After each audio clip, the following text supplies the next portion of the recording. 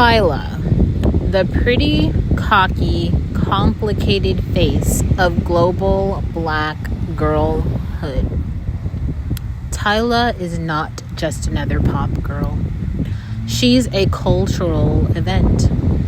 Rising out of Johannesburg, South Africa with her hit Water and a look that's as editorial as it is ancestral, she's shifting the paradigm of what a global black pop star can look and sound like.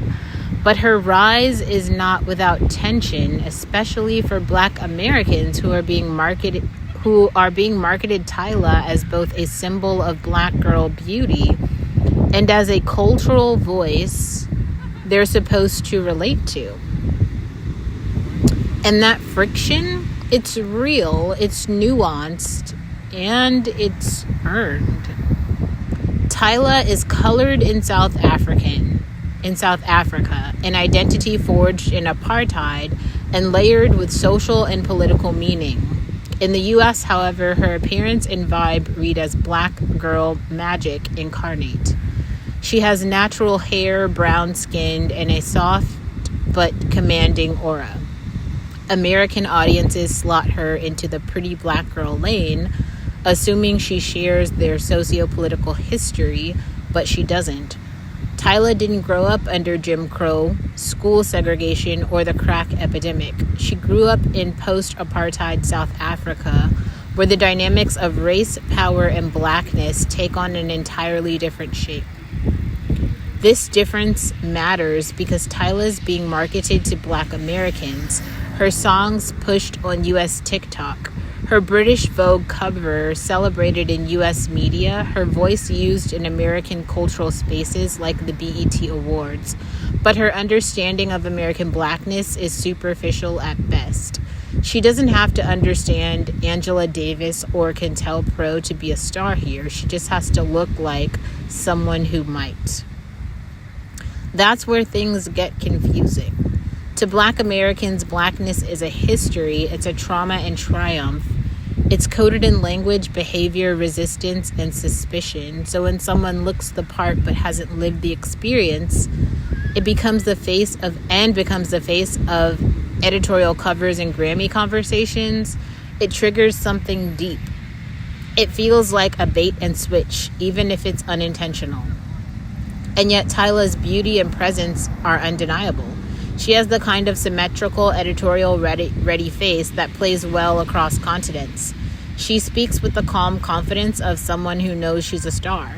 She isn't shrinking herself to fit the expectations of the American racial imagination. In fact, she's disrupting it boldly. And that's why it's okay for her to be cocky. Tyla isn't pretending to be American. She's just working the system. She's a byproduct of a global industry that feeds off an aesthetic, blackness, while avoiding the actual stories behind it. What makes Tyla different is that she's from a continent Black Americans are constantly told to reconnect with. Her version of blackness is not filtered through an American struggle. It's rooted in an African rhythm, fashion, and multilingual expression. That alone makes her a powerful cultural export. Her British Vogue cover is especially striking. A Black girl with textured hair photographed like a painting. No wigs, no flattening, no need to conform to Eurocentric beauty norms. That kind of image is rare, even in an era of alleged diversity. It's no wonder people are projecting their hopes onto her. But projection is dangerous. Tyla is not a movement, she's an individual. She is not responsible for American racial conciliation, and expecting her to speak for millions of Black girls she's never met is unfair.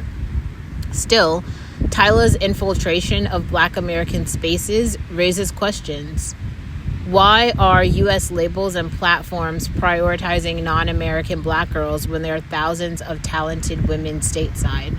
Why is it easier to package Tyla's accent and aesthetic than it is to invest in a Baltimore, Atlanta, or Houston girl with comparable talent but more baggage?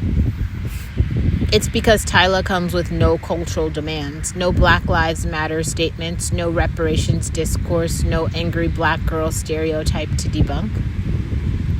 That speaks to the core issue. Marketable blackness. Tyla fits the fantasy of a black womanhood that is soft, stylish, Afrofuturistic, and culturally flexible. She doesn't bring the trauma of slavery into the room. She brings dance routines and Dior campaigns. That doesn't make her fake. It makes her optimized for a system that still fears unapologetically American blackness. And yet, she's still a black girl. She's still navigating industries that use up black aesthetics and discard black people. Her cockiness is a form of self-preservation, and it's well-deserved. She came from a country where her racial category has long been policed, yet she emerged as a global icon. That takes skill, vision, and grit. Cockiness isn't arrogance when the system is designed to erase you.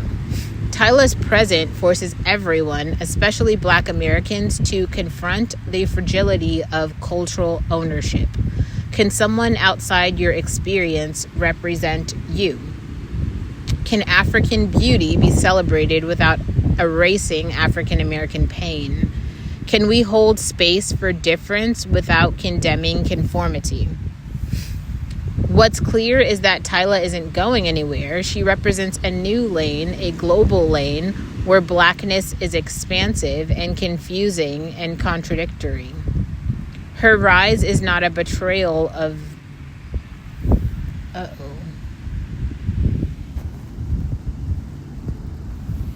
American blackness, but a challenge to it. She is proof that there are many ways to be black and that black girlhood will never be monolithic again.